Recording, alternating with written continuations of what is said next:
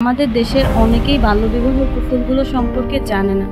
এমনও আছে অনেকে বাল্যবিবাহ সম্পর্কে অবগত নয়। আমাদের দেশের মানুষেরা মনে করে মেয়েদেরকে বিয়ে দিতে পারলেই হলো। বাল্যবিবাহের কুফলগুলো সম্পর্কে যদি আসি, সর্বপ্রথমই আসবে নারী শিক্ষার অগ্রগতি ব্যাহত হচ্ছে। এছাড়াও মাতৃমৃত্যুর ঝুঁকিও বাড়ছে। গবেষণায় দেখা গেছে প্রতি 20 মিনিটে একটি করে কিশোরী মা মারা যাচ্ছে। এছাড়াও বাল্যবিবাহের কারণে কিন্তু বিভিন্ন পরিবারে বিচ্ছেদও হচ্ছে। একটি কিশোরী মেয়ে যখন বেড়ে উঠবে, পড়াশোনা করবে, বন্ধু বান্ধবদের সাথে খেলাধুলা করবে, তখন তার একটা নতুন পরিবেশে খাপ খাইয়ে নিতে হয়। তার উপরে বিভিন্ন ধরনের দায়িত্ব চাপিয়ে দেওয়া হয়, যেটা সে নিজে সামলাতে পারে না।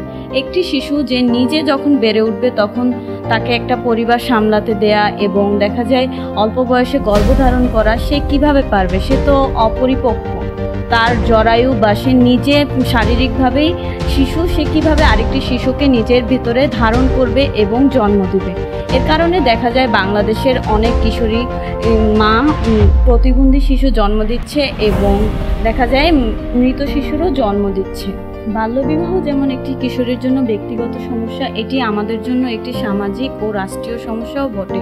শিক্ষার অভাবে একটি কিশোরী সেই নিজ সম্পর্কে সচেতন নয়, সে কিভাবে একটি পরিবার সম্পর্কে সচেতন হবে?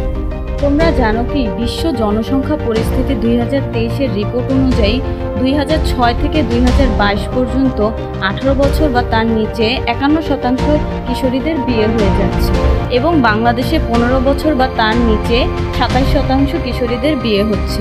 এশিয়ার মধ্যে বাংলাদেশে বাল্যবিবাহের হার সবচেয়ে বেশি। এর কারণে বয়সন্ধিকালে গর্ভধারণের হার বেড়ে যাচ্ছে।